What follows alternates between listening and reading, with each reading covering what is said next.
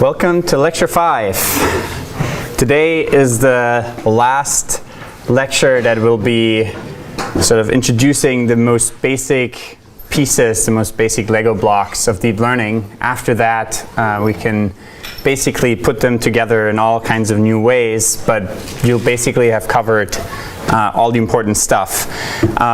It will be kind of the hardest lecture of the quarter, and I encourage you to read the lecture notes that we'll upload by the end of this week and really go through it, come to office hours. Today is sort of the heavy stuff, and then after that it will get a lot easier. We'll start introducing the real models you may actually use in practice. We'll introduce tools to you like TensorFlow that will allow you to make use of these basic blocks very easily, and we're good. The mic's not on? Yeah.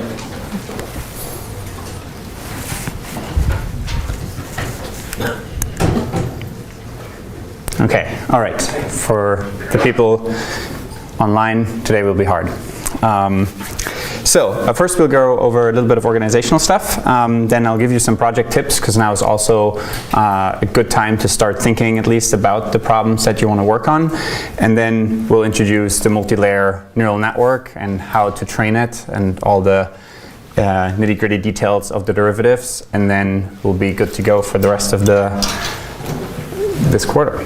All right, so some organizational announcements. We'll actually introduce a 1% extra credit for Piazza participation. So if you see a question from somebody else and you know how to answer it, and you do that a couple of times, we'll give you some extra credit.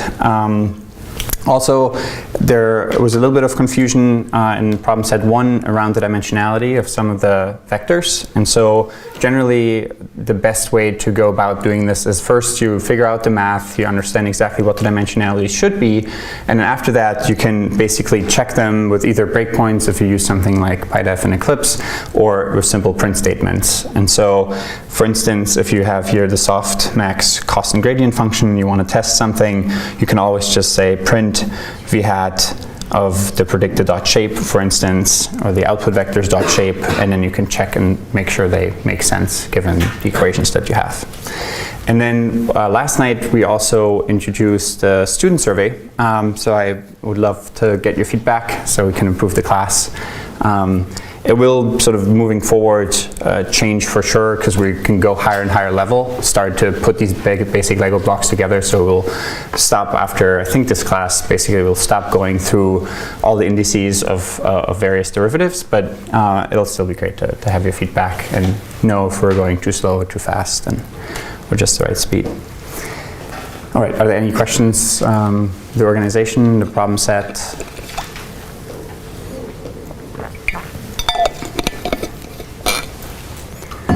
All right. So the class project, it's really one of the most important and lasting results of the class. It's 40% of your whole grade. In order to facilitate making it easier for you to create a cool class project, we'll actually make problem set 3 a little easier, so you have more time on the class project. We'll also introduce in problem set 2 new this year TensorFlow. It comes with a bit of baggage, and you need to there's a bit of a steep learning curve in the beginning, but once you mastered it, you can put these models that we're talking about in the class together with a few lines of Python code, and then everything else will be automated. So this lecture will go through what's actually happening in the back end of a library like TensorFlow, but then you don't actually have to do it anymore because it can be fully automated. So it's a really powerful tool. Problem set 2 is really the corner piece of the class, and for you the first step towards your class project. It's likely that a lot of you may reuse parts of problem set 2 also for your final class project. So start early on both problem set 2 when it comes out, I think next week, but also on the project. So if you're done with problem set 1 already, you may start thinking about the kinds of tasks that you want to tackle. So in terms of project types, there are roughly 4 that we often see. The first one is just applying an existing neural network architecture or model to some kind of new task that is relevant to maybe your research or just generally something that you find interesting. The second type, and we'll go over a little bit more in detail what this entails. The second one is to just implement a complex neural architecture that goes far beyond the kinds of things we covered in the class. So for instance, there will be attention or memory mechanisms, neural Turing machines, dynamic memory networks, more complex architectures, and that is definitely more advanced than the first type of project. The third one is even more advanced, which is to come up with your own new neural network architecture. I think you will soon have all the basic Lego blocks to start putting them together in new and creative ways, but it's also much harder because it kind of entails number 1 and 2. So in some sense, you put work on top of number 1 and number 2, so you can really only tackle that if you start early and you really want to get into the zone and work in this field a lot more. And then number 4 is quite different, but I know there are a couple of double E and stats majors and PhDs, and so that is definitely an option also, which is basically the theory of deep learning, looking at optimization, looking at saddle point problems, looking at better optimization techniques or things like batch normalization and other kinds of complex and novel ideas on how to better optimize these non-convex functions that come out in deep learning. Yeah. So for 3 and 4, you obviously have the very big problem of they're unlikely to work on a first pass. What happens in that case? That's correct. Deadline comes, and do you just report why it didn't work and what you need to try next time? Yeah, so I discourage most of you from 3 and 4 for exactly this reason. This is really, if you're a PhD student and you really want to get into this field, then you might want to do this, but they're very high risk, especially if you come up with a new neural network architecture and you don't do it well, as in you don't start with project number 1, project number 2, and you implement something to show that you did some work, and you just try to start playing around with models and none of them work, and you don't come to office hour and I can't give you any feedback. And in the end, it basically is unclear whether your code was entirely buggy, whether you ran anything, because none of your numbers actually work and none of your code produces any reasonable results. So that will not go very well. Likewise, if you say, I tried to prove something really hard and I just happen to not get anywhere, it's tough to grade that and give a good grade. So this is, especially number 3 and 4, I would only encourage you if you're really in the zone, you're at least a master's who wants to go to a PhD or already a PhD, and you want to deep dive into this, no pun intended. Especially in those, I would encourage you to come to office hours very frequently, especially to my office hours.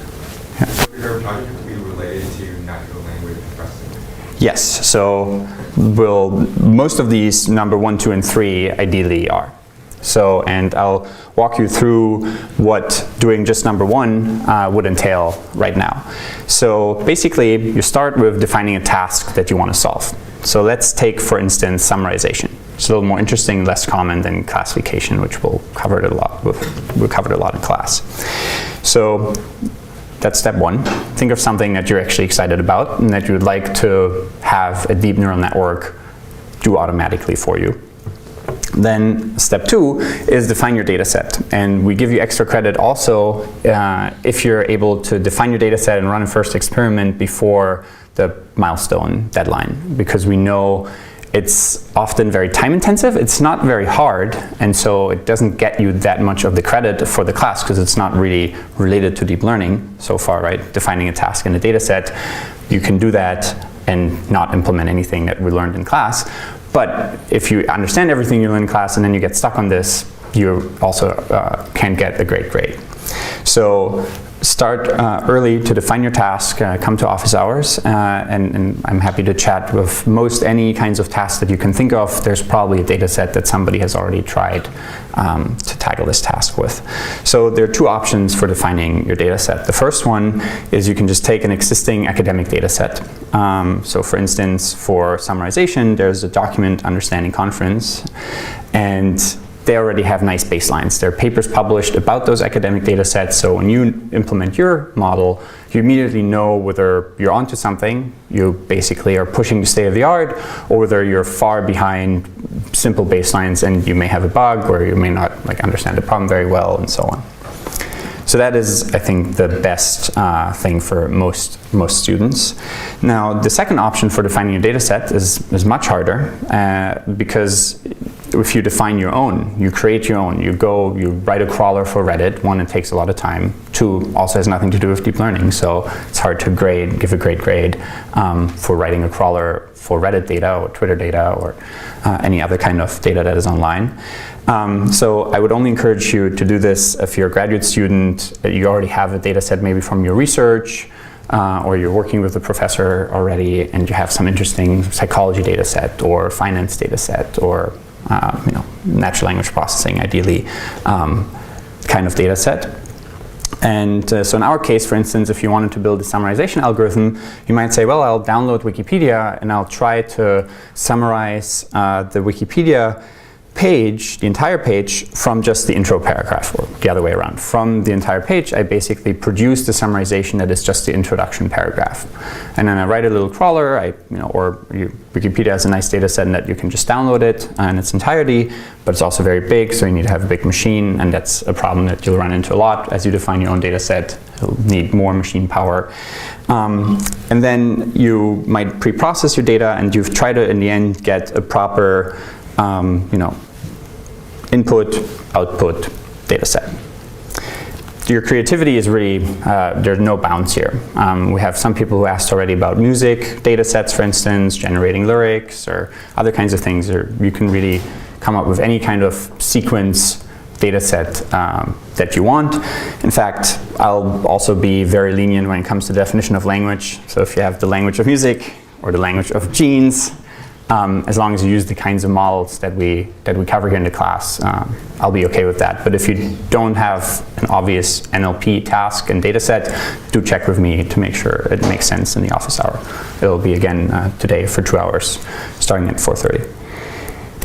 All right, now you have your data set, you have your task. The next step will be to define your metric. That is also an easy pitfall. If you have, for instance, a data set that's very skewed, let's say you have a simple binary classification problem, but in your whole data set, 95% of all your data points are in one class. And now your metric is accuracy, which is just total correct divided by total number of data points. Then you would get 95% accuracy by just giving the majority class every time. So that will also not be great, because that shows me that you weren't close to your data and you didn't carefully analyze the distributions of your labels and what your data set is like, and you chose the very wrong metric. And if you ever submit a paper like that and you're unlucky enough that the paper gets accepted, it would kind of ruin your reputation in the eyes of a lot of other researchers if you made that kind of mistake. So it's very important to choose the right metric for your task. So in this case, does anybody know what you would use as a metric if you had a very skewed data set distribution? You could use your F1 score. That's right. That's right. You would use F1 scores, which I think we'll define later on in this class too, instead of accuracy. So for summarization, what is very commonly used is Rouge or Rogue. It's a recall-oriented understudy for gisting evaluation. It's interesting abbreviation, and which basically defines n-gram overlap. So imagine your algorithm generates a summary of some larger text, and you have humans that generated summaries of larger text. Now you basically look at how many n-grams overlap between your automatically generated summary and the human summary, or multiple summaries. So that seems like a reasonable metric to capture how well your summarization algorithm works. Now, step 4 is to properly split your data set. It's also a very common mistake in any machine learning project, and it's very important to not make it, which is you want to take, let's say you have 10,000 training data, training examples. you want to split them into a train, development, and test split. And sometimes the def is also called def set or development split.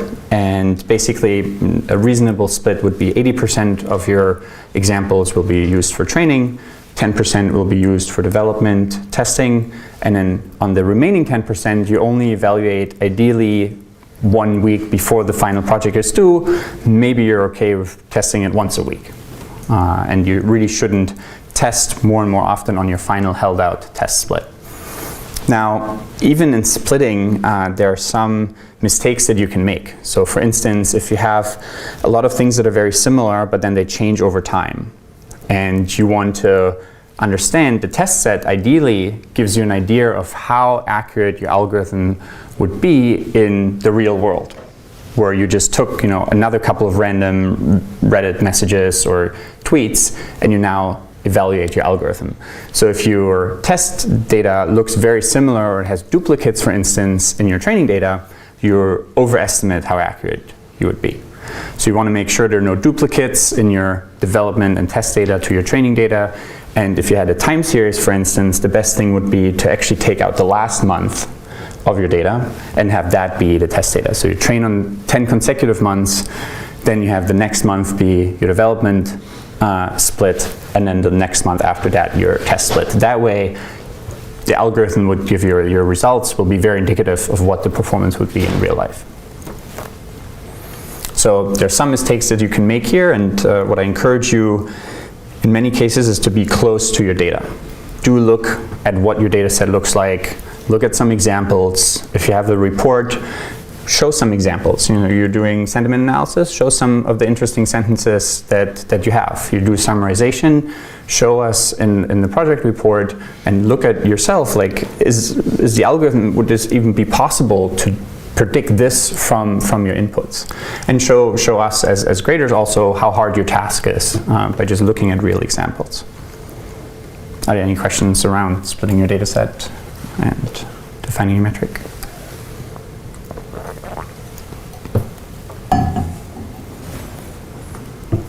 Yeah? Around what size of a data set should we strive to look for? That's a good question. What is size is good? It kind of highly depends, largely because your output space can be very different. So far we've only looked at classification. If you only have binary classification, then maybe having, starting at 1,000 examples per class starts to be reasonable if the task is not super hard.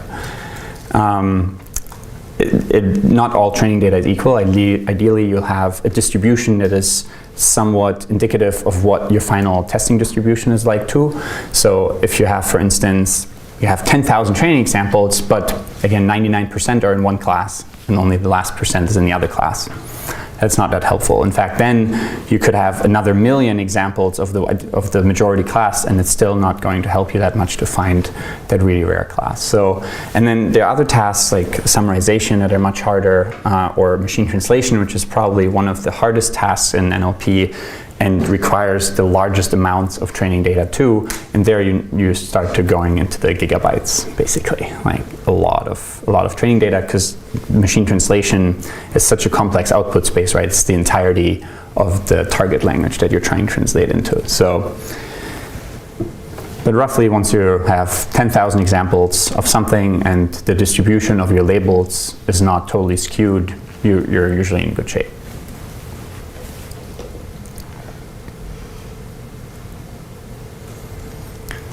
Cool. All right. I think we have 4 more steps or so. So the step number 5 is to establish a baseline. And that's especially important if you have a new data set that nobody else has worked on yet. But it can also be helpful, even if it's a publicly available data set, to just make sure your training split is correct and you can replicate roughly baselines from the literature. So these can be very simple models. You can download open source packages like scikit-learn. We don't really care that much about how you get to those baselines. In many cases, like logistic regression for unigrams and bigrams, if you have a classification problem, for instance, are fine. But basically, establishing a baseline helps you to make sure you understand you have properly split your data set, you have properly defined your metric, You're using now properly your development test set and not your final test set. You don't just look at your training accuracy, which will often be very high, especially in deep learning, but also in standard methods. You can already know, you can analyze your errors, you can visualize what is the baseline actually getting wrong, so that it might give you some intuition of how you want to design your deep learning model to improve over the mistakes that the baseline makes. And then you may get into the somewhat lucky stage if you're just an industry and you're just trying to solve a problem to make some customers happy. But in our case, it wouldn't be that ideal. If you just implement your baseline, you collected your own amazing new training data set and some interesting task, and now you basically run the baseline and it just solves it. It just gets 100% or 99% test accuracy. At that point, you probably chose a task that was a little too easy. And if the task is really interesting, then let's chat during office hour, and maybe it's okay. But in most cases, you either made a mistake, you have a lot of duplicates in your test set that were already seen in training time, or the task is just way too easy, and probably a very simple method would suffice, and then it doesn't really make that much sense to implement a fancy deep learning model. It's likely going to take a lot more time because you can't really improve that much over your baseline. Then we finally get to the actual stuff of the class, and this is why you want to start early on these projects, because to do really well, you want to have enough time at the end to actually spend on steps 6, 7, and 8. So now that you have established your baseline, you have your task, you can basically implement some existing neural network model, likely one, for instance, that we used and introduced in the class in one of the problem sets.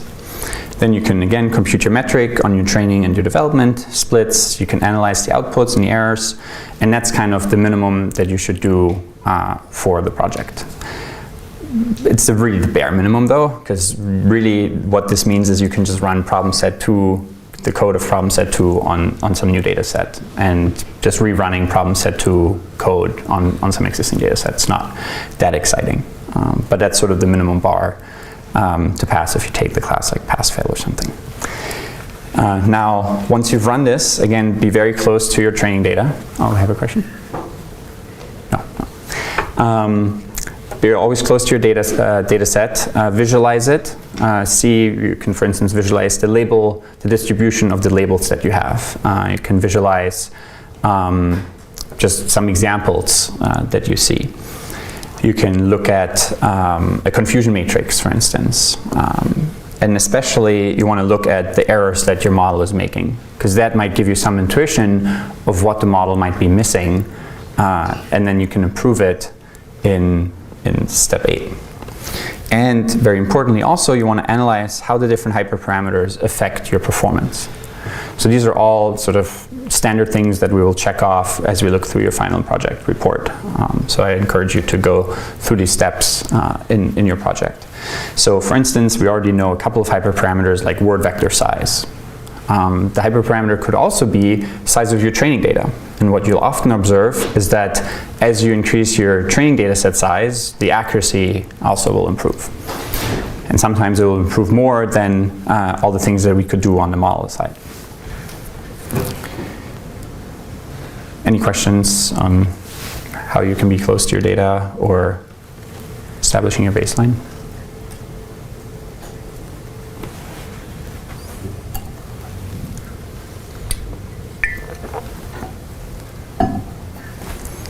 Cool. So now we come to the most exciting part of the project, which is to try out different model variants that you may have and that you may have thought of based on the errors that you've seen in your simpler neural network models. And you can already start, but really starting in the next, by the end of next week, you'll have a lot more options all of a sudden on what you can try and all the different, how to put together the different Lego blocks.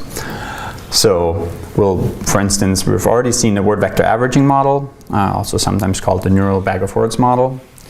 And we've looked at the fixed window neural model. But then starting in the next lecture, we'll actually get to recurrent neural networks, and then in the weeks following, we'll have recursive and convolutional neural nets. And I think recurrent neural networks are really the best default model for a lot of NLP tasks. And so that's why we're focused on that a lot during, in problem set 2. In TensorFlow, we'll have a special lecture on just recurrent neural nets, and then advanced recurrent neural nets, and one on TensorFlow for recurrent neural nets. So hopefully you'll be all very familiar in the end with those, but also understand the trade-offs between these different models.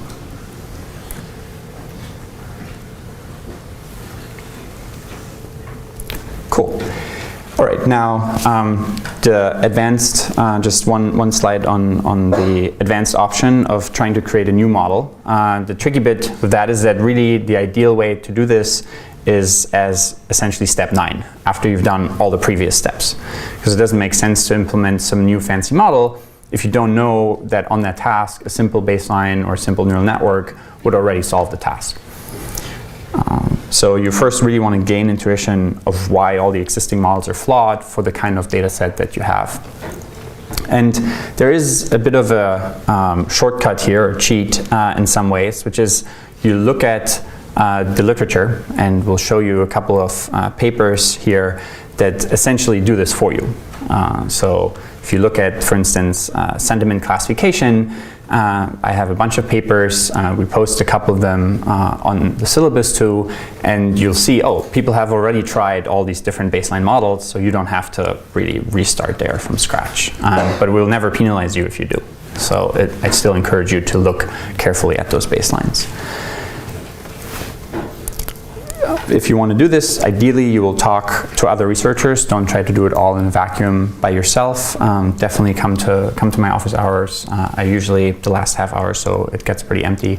So there's plenty of time every week. You want to implement your new models and then very quickly try to iterate over ideas. So machine translation, for instance, as much as it's a really great task, it's probably not the right task for this class, because generally experiments in machine translation, even if you have a very sophisticated implementation on a GPU, it will take around a week to get one number and run one experiment. So if your data set is very large, the larger it is, the less quickly you can iterate on your model. So you want to set up some efficient experimental framework. We'll help you starting next week in setting up TensorFlow. We actually got the Myth cluster to have TensorFlow installed now, so we're happy about that. We're trying to get it on the Rai cluster too, which has GPUs. And we'll help you also set up AWS, so Amazon's Web Services. So you can, in theory, run on 100 GPUs, but each GPU machine costs, I think, 65 cents an hour. So don't go too crazy if you want to do that. Of course, if you work with a company or you're an SCBD student, you can do whatever you want, but we can't really reimburse all the AWS costs. So though I do think every Stanford student actually gets $75 for free of AWS credit. So if you haven't used that yet, you can definitely make use of that extra resource and essentially launch a couple of extra machines. And I think those are all, it's a little bit of extra work for the TAs, so thanks to the TAs for figuring that out. But I think it's a very useful task nowadays in the world to be able to understand how you set up essentially a new computing cluster for yourself, right? And if you don't go too crazy, you don't have very large machines, you don't let them run for many weeks, it's a pretty cost-effective method to just get a couple of GPU machines, run some experiments in parallel. All right, so always start with the simpler models and then go up in the complexity of your model. So for instance, for summarization, we may start with a very simple average word vectors in a paragraph, and then just do a very greedy search of trying to find like what word to predict next, for instance, something very simple. Then we might implement a language model where we try to predict the next word, or an autoencoder, which both of these models will introduce later. But basically, you can start with something very simple in almost all the tasks, including sentiment analysis. Just average all the word vectors and try to predict something with a deep neural network. And then this one would, for instance, be a fun sort of stretch goal or an extra bonus point question if you want to have one of the top sort of projects of the class, and you could try to actually generate the whole summary instead of just kind of greedily selecting words for the summary. And that would be very hard. So you need a lot of training data for it and so on, but people are able to generate sentences with deep learning models, and we'll cover how to do that starting in the next lecture. Cool. Are there any questions around general project steps?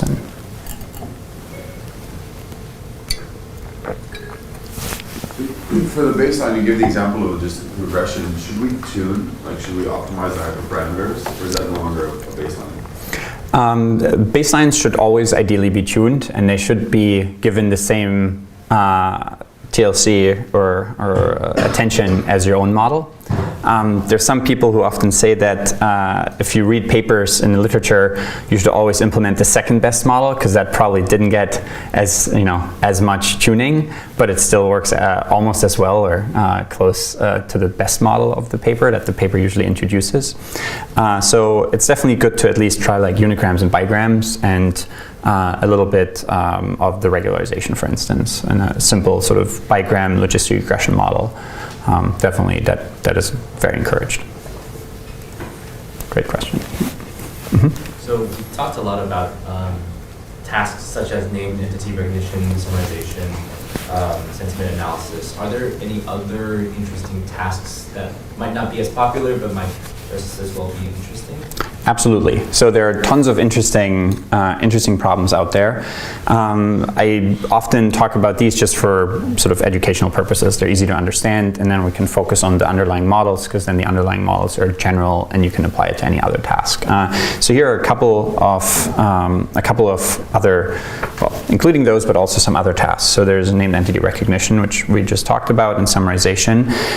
There's simple question answering. This is actually a really fun data set, and it's now also a challenge that people are running, where you basically try to predict simple facts. So who was the president after George Washington or something like that, and just you basically try to predict that out of a large set of possible entities.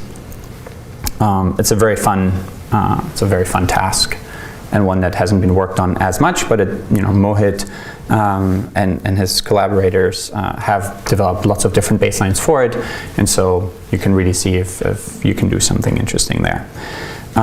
Image to text mapping or generation is a really fun task. If you've taken 231N and you already know how to take a convolutional neural network and get a vector representation of features for an image, then you can also train a model to try to map images and sentences into the same vector space. Again, the simplest model, for instance, would be you just take your word vectors, you average them, and you use the max margin objective that we'll cover in today's class, and you try to have them be close to each other, or have a large inner product of the sentence that describes an image versus sentences that don't describe an image. That's a really fun task. I think one of the coolest projects last year was actually people who had a real life camera feed. You could point it at stuff and it would just output what it sees in natural text. That's a pretty cool project. But there's also they even got an exception to have 3 people on the project because it was a pretty ambitious project. And I think the 3 of them were all PhD students, so no worries if you don't have a live demo like that. What do you mean by image to text mapping? So you take the image and it maps it into the same word embeddings that we saw a couple lectures That's back? right. That's right. So you can co-train 2 models, 2 deep learning models, and don't worry yet, we'll cover all these kinds of models that you would use for this in the next couple of lectures. You can also just take the model and then train a recurrent model to predict the description. Entity level sentiment is a really fun twist on general sentiment. So the difference between general sentiment is you just say, this sentence is overall positive or negative or neutral. But entity level is a little more interesting. You might have sentences, for instance, such as, I thought the iPhone was better than the Android. And now it doesn't really make sense to say that sentence was overall positive, because it was positive for one phone but negative for the other phone, right? Or you might say, the acting was a little silly, but I loved the story so much that the movie was overall pretty good. So now acting is negative and movie is positive. So that's kind of entity level, the task of entity level sentiment.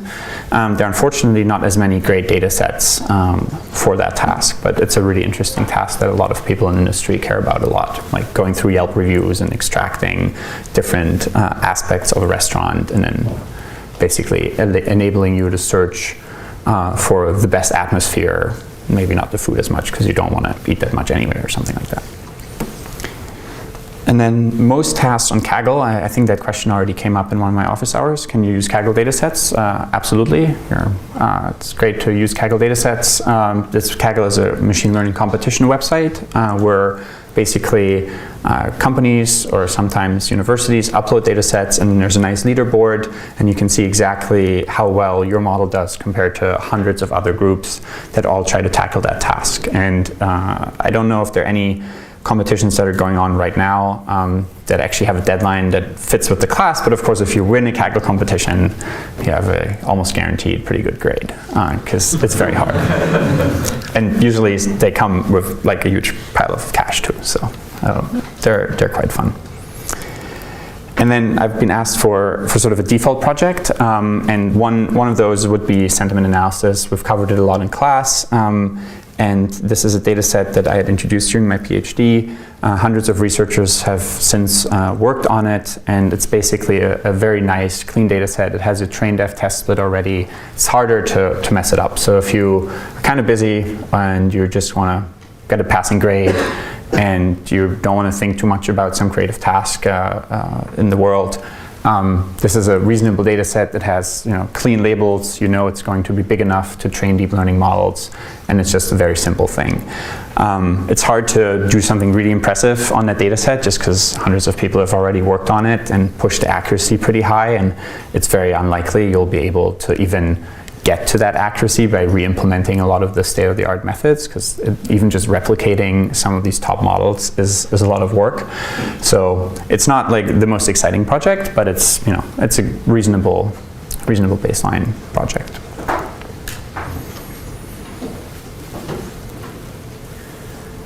Cool. All right. So that was all about the projects. Any more questions about projects? If you can't make my Monday office hour, just shoot me an email. We can try to figure out some other way. I really encourage you to come to office hours. Cool. All right, now let's get to the hardest and most exciting bit. I think after this, a lot of deep learning will kind of lose its mystique or magic, and you just realize, wow, I just need to keep track of indices and know the chain rule really well. And then I understand all these crazy deep learning papers, and I could implement them from scratch myself. But it's not going to be easy, so let's get to it. All right, so let's take the basic idea of the window model, where we wanted to basically classify the center word here. And let's, for now, assume we just have a very simple binary classification problem where we want to say, is the center word a location or not?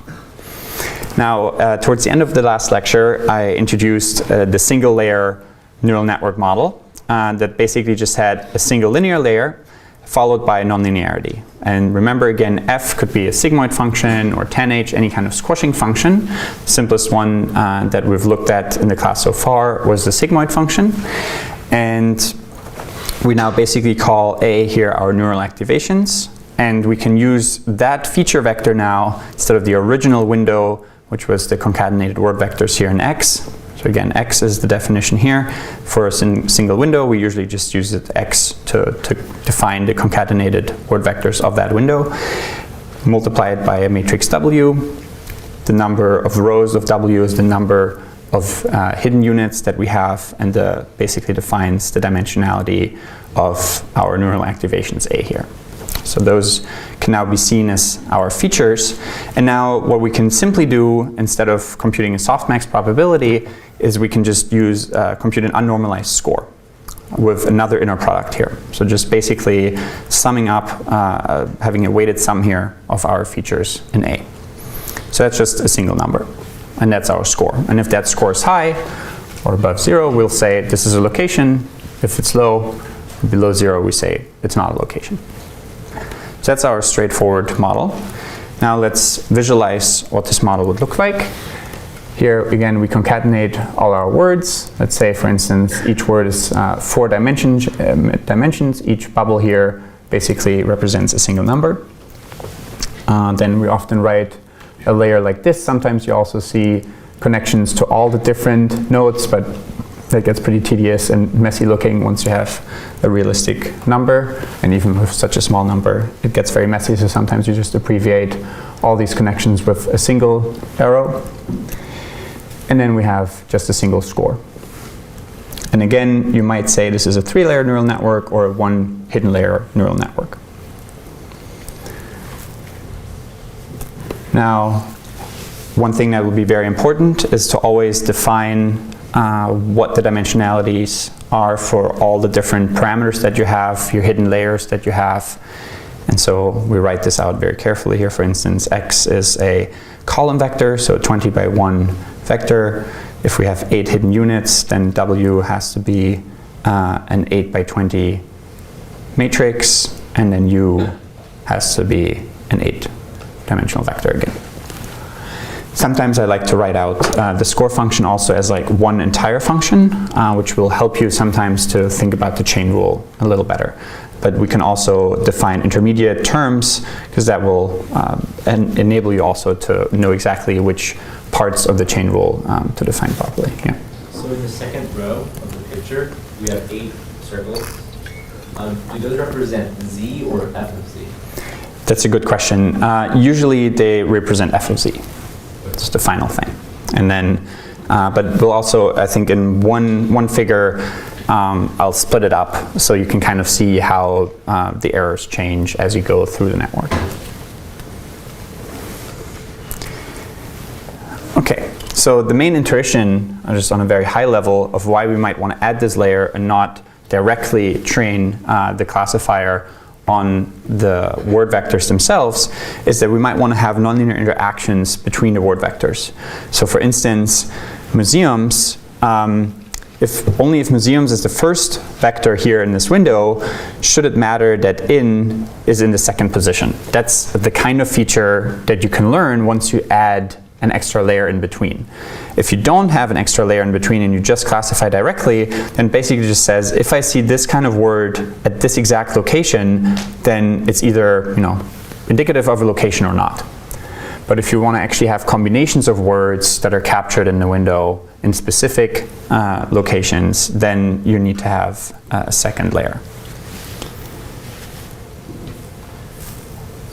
Cool. All right, so let's summarize the feed-forward computation of this first neural network and with this example here. So let's say we have, for instance, a window. We go again through the windows, just like when we train word vectors. We go through the windows and we say we have a correct score whenever the center word of that window is indeed a location.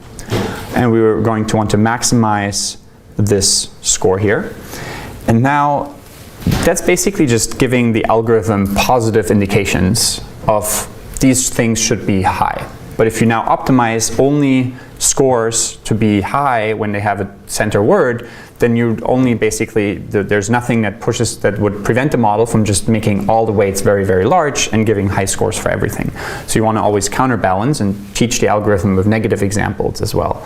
Now the question here is, how do you create negative examples? Well, that it's usually very easy, which is you just take a bunch of windows that don't have the center word as a location, and you'd have those as negative examples. Another option could be you corrupt the existing window and you just say replacing the center word with a random word. So for instance, museums in playing are amazing. So just some random word like a verb, and then you'd say that would be my corrupted window, and I want to lower the scores of that. So now to put those ideas together, for each window, we will have this main objective function. Basically, the idea will be to make the score of the true window S to be large, and the one of the corrupted window lower. Hence, if we minimize this, then S will get larger, and SC, the corrupted score, will get smaller. And now this idea here is a really powerful one. We'll see this kind of objective function a lot during this class. It's essentially a so-called max margin objective, where intuitively here, after you train for a while, your model might realize, like, I have moved to something that's always a location. And you don't need to teach the model again in the new window that to increase the score of that window, because it already knows how to do it after having seen a couple of examples. Now what this model, this objective function will essentially help you do is that if the score of this correct window is indeed already one higher than the score of the corrupted one, then you will just switch to 0 here. So intuitively, for instance, let's say you ran through this computation, your final score for this museums in Paris are amazing is 5. And you take some random other window, such as not all museums in Paris. Now plus is not a named entity location, and that scores only 0.5.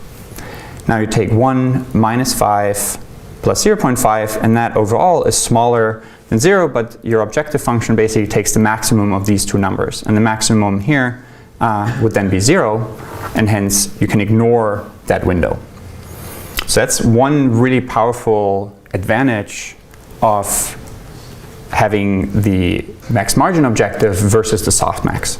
The softmax does the same computation and the same training every time, even for examples where it's essentially done. It's already doing the right classification during SGD, during training. But here, after a while, you can stop doing backpropagation on examples where the model is already very certain about getting the right answer. So since this is still a continuous objective function, we can perform stochastic gradient descent just like we do with the softmax. Okay, intuitively, you can also think of the max margin to essentially try to define a better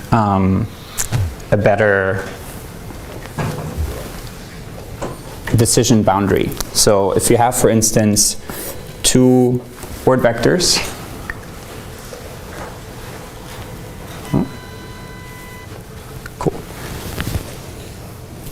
if you have two word vectors, and let's say you have a positive example here and a negative example here. Now there are lots of ways you can try to compute a decision boundary to distinguish one from the other.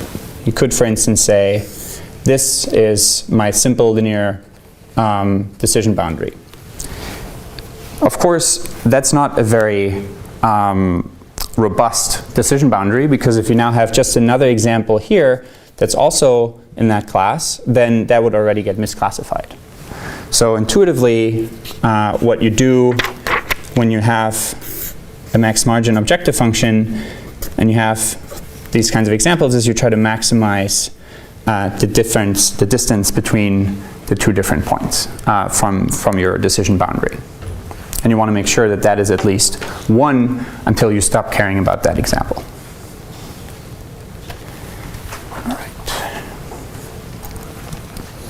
Okay, now there's no magic here. We'll basically just take derivatives now of this kind of function in order to optimize this neural network with the max margin objective function. Are there any questions so far?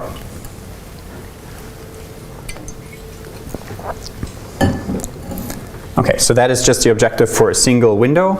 Now you could sum over several corrupted or other windows that aren't in this true class. So you could sum here over a couple of different random windows that aren't right.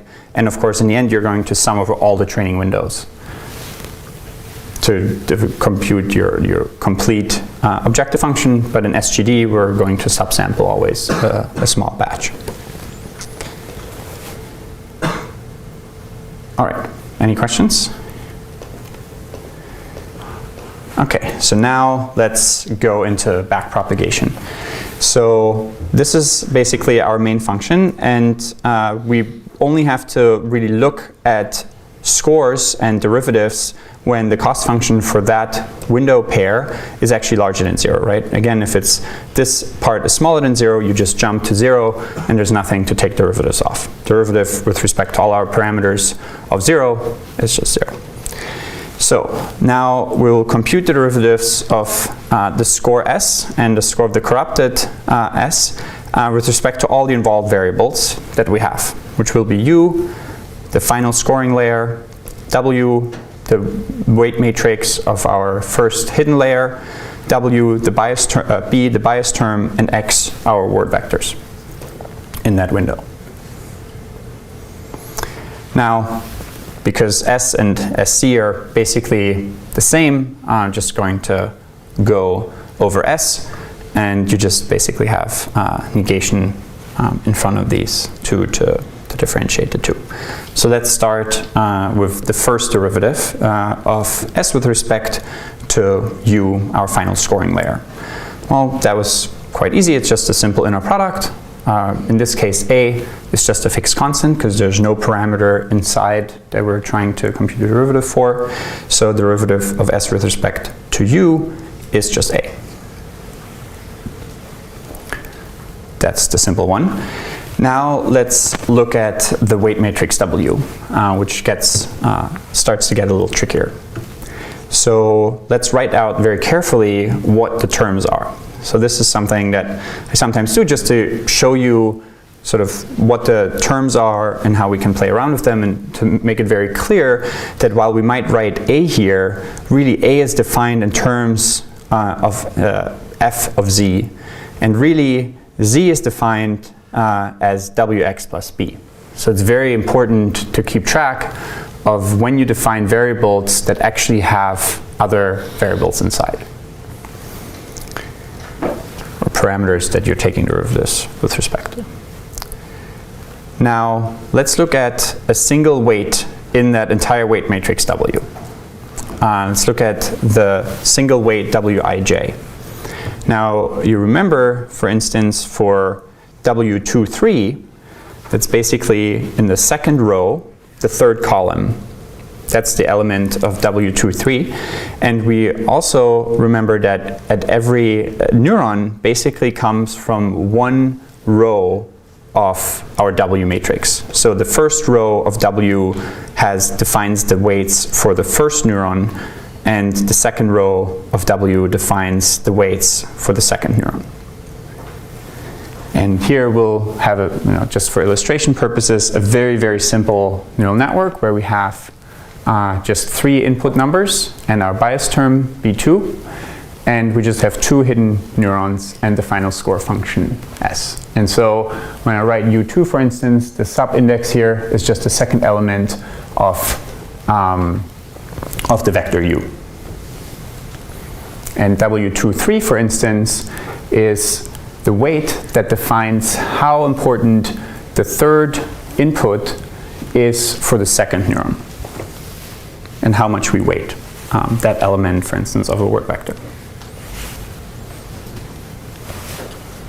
Any questions so far? Cool. All right, so let's take the derivative with respect to Wij. So let's write out very carefully what that final score actually is and how we computed it. So each step here is very simple, but in the end, when you look at it sort of from afar and you just spaced out for 2 minutes, you're going to be like, oh my god, what just happened? So we have to look very carefully at each step, because each step is indeed very simple. So remember here again, we just have our chain rule. So if you have, for instance, some function y that's defined in terms of u, you just basically compute this product. So now let's look at our chain, the application of the chain function to this. So Wij of U transpose A. Well, U transpose A, we really don't care about U1 and A1, because we know that W23 doesn't even appear in any of these parts, right? The parameter W23 only appears when we look at A2, if we look at W23, for instance. So in the general case of Wij, we really only need to look at the ith element of the hidden vector. A. So let's look at the derivative, the partial of ui times ai with respect to wij.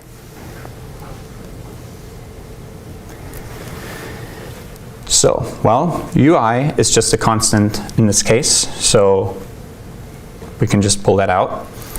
And then look at the derivative of ai with respect to wij. Now, ai was just defined in terms of zi's, so we can apply the chain rule here and basically write out what this means, which is the derivative of ai with respect to zi times the derivative of zi with respect to wij. And again, we know that zi was defined as just the ith row of w times x plus bi.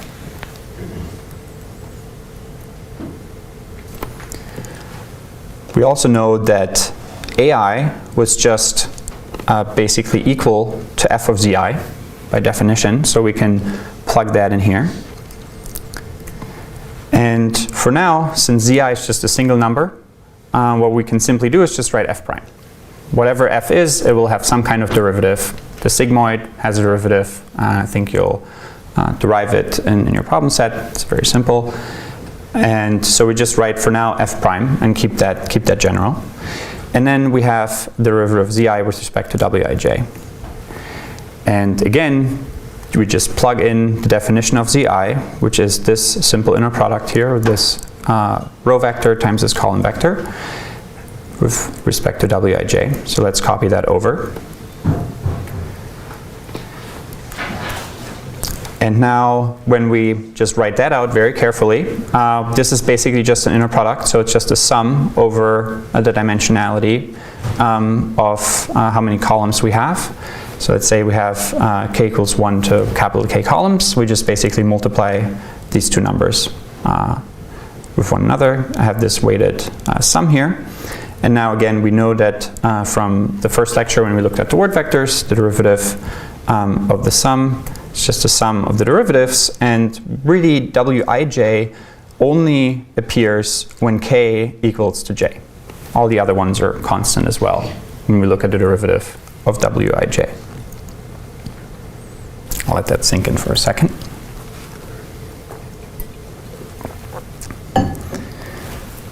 Okay, so now that we basically, the derivative of the sum with respect to wij is just xj.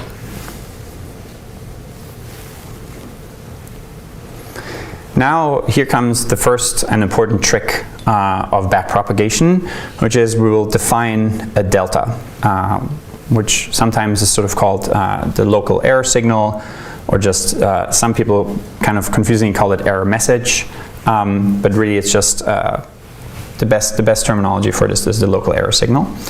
And so we'll define delta I as just this simple product of ui times f prime of zi. And xj is just our element of the word vector here, and we'll call that our local input signal. And here's just one definition, for instance, for f prime if we use logistic function, often abbreviated with sigma. And we'll notice here that very conveniently, f prime is actually can be computed in terms of f of z. Why is that nice? Well, that means we don't have to compute a completely new function with the exponent during, when we take the derivatives. Because this kind of function is much easier and cheaper to evaluate than if we had to run another exponent to have another complex derivative. And in many cases, the kinds of nonlinearity functions f that we'll use will actually be computable. The derivatives of the functions f will be computable in terms of just f. Okay, so far I haven't really given you any reason of why we defined this term here with a new special variable called delta. But it'll become very apparent when we realize, well, instead of wanting to just compute a single weight, ideally we'll compute all the weights of all the different wij's. And so the question here is, what could we do if we wanted the combination of I equals 1 to 2, the two hidden neurons here, and j equals 1, 2, and 3 for our three inputs? what would be if, let's say, those two were, for instance, vectors, where we have delta I for I equals 1 and 2, and we have that as a single vector. How could we get the combination of all the partials? Outer product, that's exactly right. So the derivative of j with respect to w here, assuming j was larger than 0, will just be delta times x transposed. So if this is a column vector and this is a row vector that we transposed, then we'll basically get the nice outer product. So it's a 2 by 1 times 1 by 3 vector, and then we'll have exactly the right dimensionality of a 2 by 3 matrix. And so another terminology for delta is the responsibility, or again, error message, coming from each of the activations of these neurons.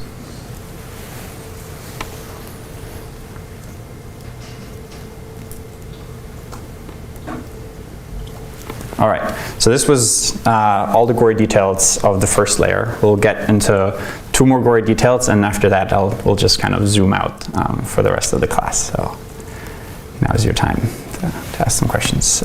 Did all the steps here make sense? Were there any questions around over these steps? Yeah. Is there any intuition behind why it's called local error signal? Yes. So basically, the delta will kind of tell you how important was xi for the overall error that you make in your total objective function. So in our case, the score and the max margin objective function. So as you go further down the network, which we'll do in a bit, you'll notice that the deltas will get smaller and smaller often, because the changes will make less of a difference to the final error that you have, or the final objective function that you have.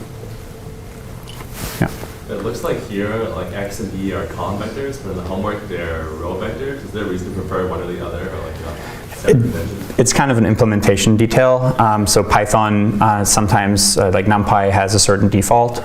So the important thing there is just to make sure you print out what they are, and you make sure that you do the right thing. So there's no reason. I think there are, well, I guess in programming languages there are certain ways that vectors are stored, and matrices are sometimes stored as like column first or row first, and so there can be slight inefficiencies if you have to transpose it manually every time. Or Given that, can we change our implementation in homework to match the math here? yes. Even if there are inefficiencies? You can always, as long as your math is right, you can always change the implementation and the transposes and all those things. Yeah. Yeah. How did we go from partial S over partial W to partial J over partial W? Partial. Oh, great question. So here we wrote S, but then here in the final thing I wrote J, and I just kind of mentioned it briefly, but I probably glanced over it too quickly. So here we basically note that you're actually right, it should be minus, because we have here minus in front of it. But basically, when you take the derivative and you assume j here for this window pair is larger than 0, then you kind of can ignore the max 0 part, and then you just look at 1 minus s plus sc, and then derivative of anything with respect of 1 with respect to any of the parameters, this just goes away, and then we can basically focus on just s. But you're right that derivative of j should actually be minus s. Great question. But it's because it's linear and it's right there at the top of the objective function. That's kind of how we jump from one to the other. Great. Okay, so now let's look at the bias terms. So here we just basically have similar steps. UI, AI again, just defined as f prime or as f of zi. We'll apply the chain rule. We end up in a similar spot to where we ended up for the derivative partial of wij. And so, but now we're with respect to bi, we notice here, okay, bi is just basically 1 for this derivative, so we end up with just the delta term that we had defined before. Yeah? You see that j is max of 0, 1 minus s plus sc. Here, SC is also a function of your W matrix and the U, right? Oh yes, of course, you're totally right. So this is doubly wrong, and you're absolutely right. We really, I should have just written S here. So the overall thing, and I think we'll get to that actually in another slide, because really this is minus delta of xt plus delta c times xc. You're totally right. I'll fix that. They're double the number of parameters, or are they? No, they're the same. They're the same W. Okay. Yeah, because you don't at test time you wouldn't know which one to apply, so you always have to apply the same one. Very good. All right. Several of you are totally on top of it. All right. So now that was almost backpropagation, but it's not quite. We're not quite there yet. But really, what we've just done is take a bunch of derivatives and apply the chain rule. Now the remaining trick is that we can reuse the derivatives that we computed for higher layers for lower layers as well. And so in the simple one hidden layer neural network here, that will come up when we try to actually backpropagate the error that we have into our word vectors x. So let's do that in a second. And again, this reusing of derivatives, the simplest form here we've already seen here. To compute the derivatives of b, we didn't have to actually do any more computation, right? Because we've already computed delta to compute the derivatives for w. And so to compute the derivatives of b, we basically reuse the same delta, right? So no extra computation had to be done. And now it gets even better because we can compute or reuse all those deltas as we compute derivatives with respect to a single element of that. So let's take, for instance, the example here of the derivative with respect of s with respect to one of the elements of x. Now the main thing that we'll notice is, unlike before, where W2, for instance W23, only appeared in one of these neurons, x2 actually modifies both of these neurons, right? And so we'll have to sum the derivatives as we apply the chain rule. So let's look at the example of derivative of s with respect to xj. So basically here we sum over our two neurons and apply the chain rule to both. We'll define here our the full score with respect to AI, and AI with respect to xj. Now we'll again just define what this is. This is again the simple inner product, so we can write that out very quickly as UI. And then we apply what the definition of AI really is. That was just again f of wi dot times x plus b. Now we'll apply the chain rule, we'll get f prime, and lo and behold, that's the same ui times f prime of zi that we've had before when we computed the derivative with respect to w. But now we have this other term here, because we still have x, and derivative of this inner product with respect to just one element of that inner product, again, is just that element of this row vector. All right, so now we basically have this sum here that is just multiplying two numbers. Now, if you're familiar with linear algebra, how could we rewrite this sum in terms of a vector multiplication or a vector matrix multiplication? Or maybe just for the simplest one, it's just a straightforward vector multiplication with a column or a row vector of w. Yeah? That's right, just the dot product. So basically here, the important part of the dot product though is that we're summing over I. So we have to take the column, the jth column of w, transpose it, because now it's a column vector, we want to make sure it's a row vector, so we define properly our inner product and it doesn't become accidentally an outer product or something, times, again, this exact delta that we've had, which is just our two-dimensional vector. So now the amazing thing is we were able to compute the derivatives with respect to x using that same delta that we used in the computation before. All we had to do was multiply it by this w. Now, this was just for one of the elements of our window x. what should we do to get the whole gradient with respect to x1, x2, and x3?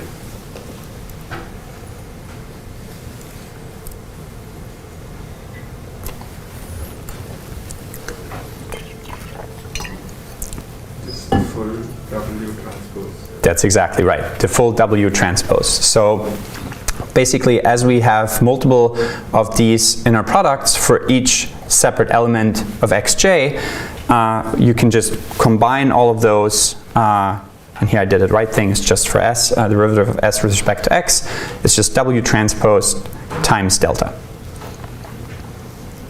So we had a linear layer, just the x's are basically right there, and all you had to do to get to them is multiply with W transpose times the error message that we had before, or the error signal.